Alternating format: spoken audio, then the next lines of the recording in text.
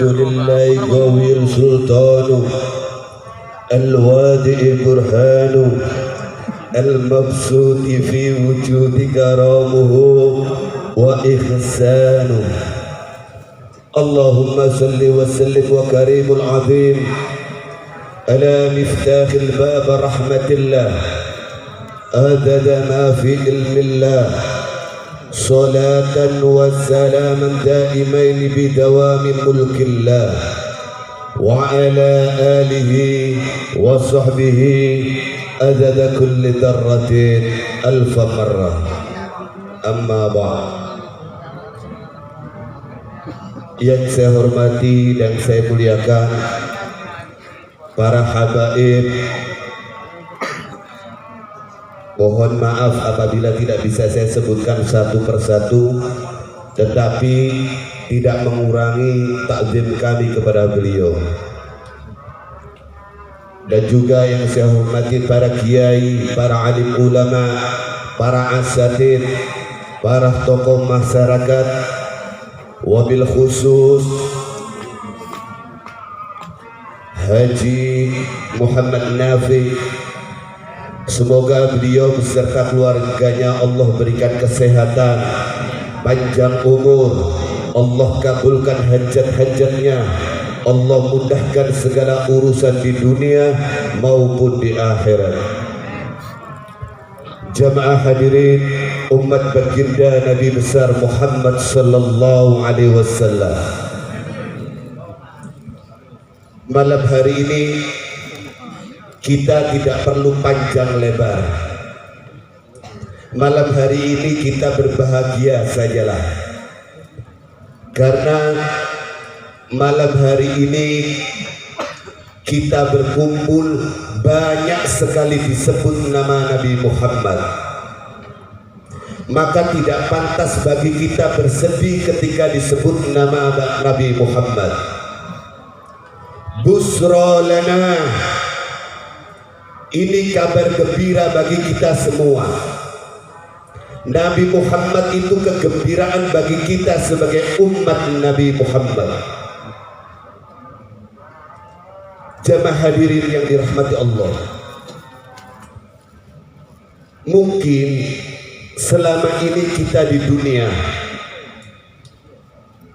kita tidak pernah berjumpa dan bertemu langsung dengan Nabi Muhammad, sehingga kita tidak banyak memuji dan membesarkan Nabi Muhammad. Bahkan ada yang mengatakan, jangan berlebihan memuji dan membesarkan Nabi Muhammad, karena Nabi Muhammad bersabda, la tadruni kama adratin nasara Isa bin Maryam.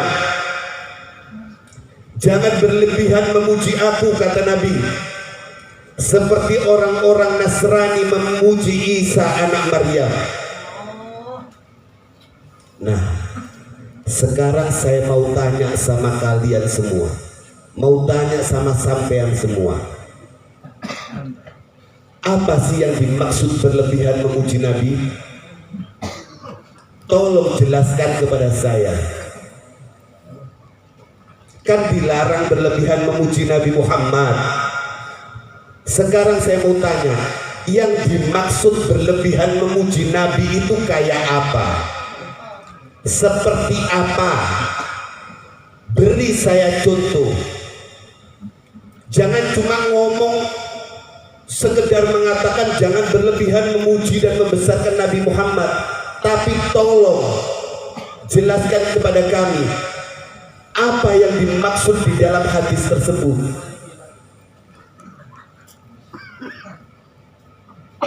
Begitu.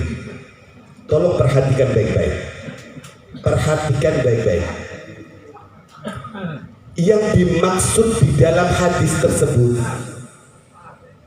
bukan masalah berlebihan memuji Nabi, tetapi yang dilarang adalah berdusta di dalam memuji Nabi Muhammad. Yaitu jangan mengatakan bahwa Nabi itu anak Tuhan. Itu tidak boleh. Itu namanya berdusta atas nama Nabi. Masa Allah dikatakan beranak? Orang memfitnah sesama manusia saja tidak boleh, apalagi memfitnah Tuhan. Itu yang dilarang oleh Nabi. Artinya berdusta di dalam pujian. Selebihnya, selama sampeyan tidak berdusta dan meletakkan Nabi di tempat yang seharusnya, maka pujilah Nabi sesuka sampeyan. Kalau masalah memuji, tidak ada pujian sampeyan yang berlebihan kepada Nabi. Karena pada dasarnya kita ini tidak mampu memuji Nabi Muhammad. Karena Nabi itu lebih besar dari yang sampeyan kira. Dan pada dasarnya kita ini tidak becus di dalam memuji Nabi Muhammad. Sehingga Allah turun tangan memuji Nabi. Kenapa Allah memuji Nabi Muhammad? Karena pujian sampean tidak ada apa-apanya untuk Nabi Muhammad. Sehingga Allah turun tangan memuji Nabi. Mana hebatnya pujian sampean dengan pujian Allah kepada Nabi Muhammad? Allah maha sempurna memuji Nabi Muhammad. Sehingga sahabat Rasulullah Sayyiduna Abu Bakar, beliau pernah mengatakan, la ya'rifu haqiqata Muhammad illallah. Tidak ada satu orang pun yang mengetahui hakikat ketinggian makom Nabi Muhammad kecuali Allah Subhanahu wa ta'ala. Allahumma sholli ala Muhammad.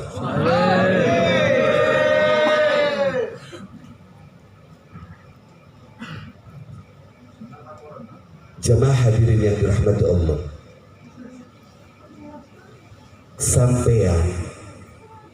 sampean akan mengerti dan kalian akan tahu bagaimana kedudukan dan kebesaran Nabi Muhammad yang ketika di saat itu dan di hari itu tidak ada satu orang pun yang membela kita kecuali Sayyidina Muhammad.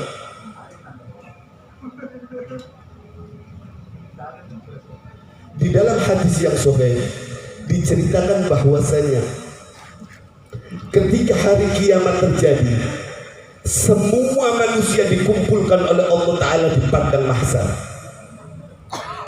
Maka di saat itu semua manusia pada tidak jelas nasibnya.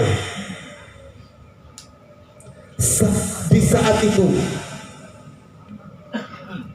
dalam tanda kutip Allah cuek kepada hambanya. Dan di saat itu pula Allah murka luar biasa. Di saat itu tampaknya manusia putus asa. Dan di saat itu pula semua manusia pada ketakutan luar biasa.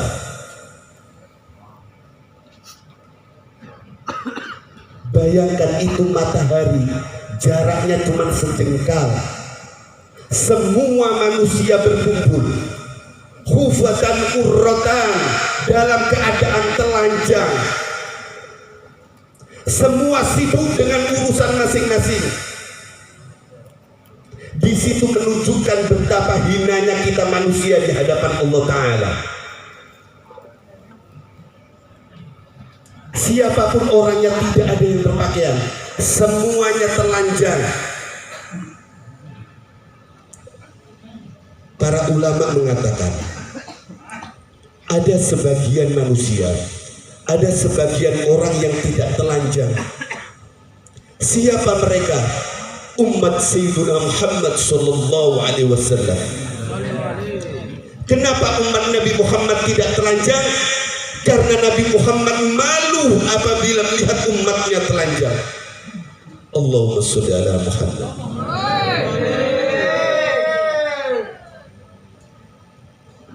Di saat itu semua manusia pada tidak jelas nasibnya. Semuanya presidennya kah, menterinya kah, pejabatnya kah, siapapun itu orangnya. Karena di hari itu tidak ada satupun di antara kita yang mendapatkan naungan Allah, terkecuali orang-orang yang sudah dipilih dan disiapkan oleh Allah untuk mendapatkan naungan Allah Subhanahu wa ta'ala. Maka dari itu dikatakan, ittaqu yawma laysa fihi bainaka wa bainallah turjuman. Takutilah di suatu hari nanti yang di hari itu tidak ada perantara antara kita dengan Allah Ta'ala. Tidak ada pengacara di hari itu. Lalu kemudian semua manusia berkumpul datang kepada Nabi Adam. Ya babul basar, wahai Adam, engkau kan manusia pertama, tolong tanyakan kepada Allah bagaimana nasib kami ini. Sudah terlalu lama di padang mahsyar, tapi masih belum jelas juga nasib kami ini. Ditimbang kagak, dihisab kagak, buru-buru masuk surga. Kata mereka, kalau memang masuk surga ya surga, kalau memang masuk neraka ya neraka. Di saat itu pikirannya neraka itu lebih ringan, lebih mudah dibandingkan pada masa. Karena saking pusingnya dan putus asanya mereka. Tolong tanyakan kepada Allah bagaimana nasib kami ini. Lalu Nabi Adam menjawab. Apa jawaban Nabi Adam? Nafsi, nafsi. Hari ini kita masing-masing. Aku tidak berani. Karena hari ini aku tidak pernah melihat Allah semurka hari ini. Datanglah kalian kepada Nuh. Lalu mereka datang kepada Nabi Nuh. Jawaban Nabi Nuh sama. Nafsi, nafsi. Hari ini kita masing-masing. Aku tidak berani. Karena aku tidak pernah melihat Allah semurka hari ini. Datanglah kalian kepada Ibrahim. Datang kepada Nabi Ibrahim. Jawaban Nabi Ibrahim sama. Datang kepada Nabi Musa. Jawaban Nabi Musa juga sama. Terakhir datang kepada Nabi Isa. Lalu Nabi Isa menjawab, maaf, aku tidak berani karena aku tidak pernah melihat Allah semurka hari ini. Nafsi, nafsi. Hari ini kita masing-masing. Lalu Nabi Isa berkata, datanglah kalian kepada Sayyiduna Muhammad karena beliau adalah kekasih Allah Subhanahu wa ta'ala. Allahumma sholli ala Muhammad. Lalu kemudian semua manusia berkumpul berbondong-bondong datang kepada Nabi Muhammad. Semua manusia minal awwalin wal akhirin, manusia mulai zaman Nabi Adam sampai yaumil kiamah, mereka berkumpul datang kepada Nabi Muhammad. Lalu mereka berkata, ya Rasulullah, tolong tanyakan kepada Allah bagaimana nasib kami ini. Sudah terlalu lama di padang mahsyar, tapi masih belum juga jelas nasib kami ini. Mendengar permintaan mereka yang sudah kelelahan, lalu Rasulullah menjawab. Apa jawaban Rasulullah? Ana laha, ana laha. Kata Nabi, aku yang akan mengurus urusan kalian semua. Allahumma sholli ala Muhammad. Fasajada Rasulullah sallallahu alaihi wasallam tahtal ars. Lalu kemudian Nabi Muhammad bersujud di bawah arsy-Nya Allah dan terus menerus bersujud sampai terdengar suara, ya Muhammad, irfa' ra'saka sal tuta' wasfa' tusaffa. Wahai Muhammad, angkat kepalamu, minta apa yang engkau mau, maka aku Allah akan berikan apa yang engkau mau. dan berikan syafaat kepada orang yang engkau mau, maka aku Allah akan berikan syafaat kepada orang tersebut. Allahumma sholli ala Muhammad. Nah, setelah permintaan Nabi Muhammad dikabulkan oleh Allah Ta'ala, setelah itu baru dimulailah rentetan akhirat, hisab, timbangan, melewati sirat. Itu setelah permintaan Nabi Muhammad dikabulkan oleh Allah Ta'ala. Nah, disitulah sampean akan tahu bagaimana kedudukan, kemuliaan, kebesaran Nabi kita Muhammad Sallallahu Alaihi Wasallam. Karena jujur saja Pak, kita jujur saja, kita ini tidak memiliki modal apapun untuk menghadap Allah Ta'ala, terkecuali kecintaan kita kepada Sayyidina Muhammad. Sedangkan kiamat sudah semakin dekat. Di dalam sebuah riwayat, di dalam hadis yang sahih yang diriwayatkan oleh Imam Ibnu Majah, diceritakan oleh Sayyidina Jabir bin Abdullah, beliau berkata, kana Rasulullah idza khatab ihmarrat aina wa ala sautuhu wastadda ghadabu. Nabi Muhammad apabila beliau berkhutbah, maka mata beliau akan menjadi merah, suara beliau akan semakin lantang, dan emosi beliau akan semakin meningkat. Artinya Nabi Muhammad kalau berceramah itu menggebu-gebu. Nah, lalu apa yang disampaikan oleh Nabi Muhammad di dalam khutbah tersebut? Nabi Muhammad berkata, kata Nabi, innama bu'istu ana wassa'a kahatain.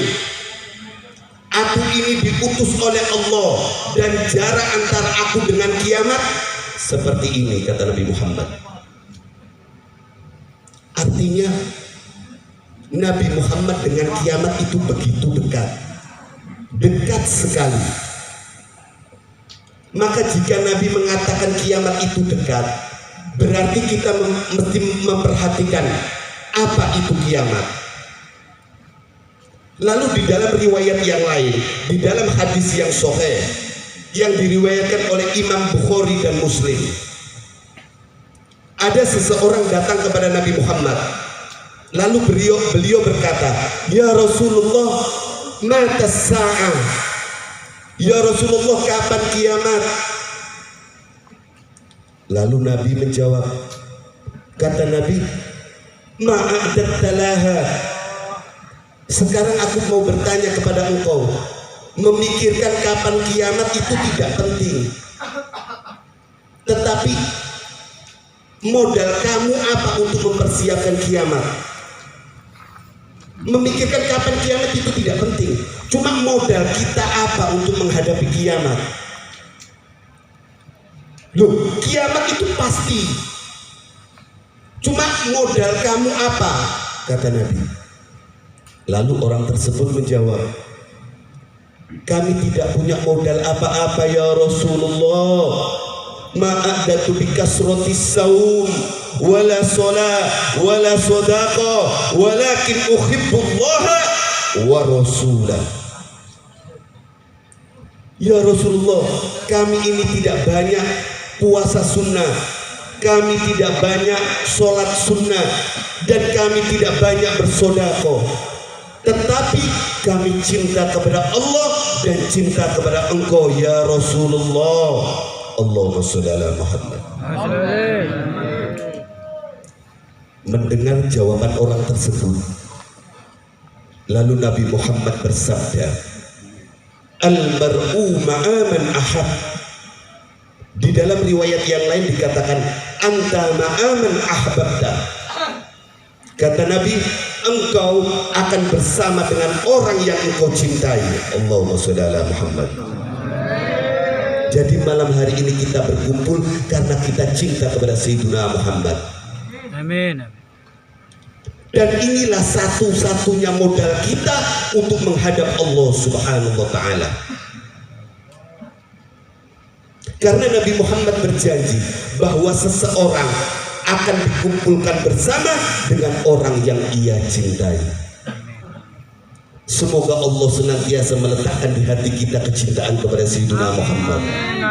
Semoga Allah menjadikan kita sebagai umat yang dicintai dan dirindukan oleh Sayyidina Muhammad dan akan mendapatkan syafaatnya kelak di yaumil qiyamah. Amin amin ya rabbal alamin. Jadi itu saja yang bisa saya sampaikan, kurang lebihnya kami mohon maaf. Walafu minkum. Assalamualaikum warahmatullahi wabarakatuh.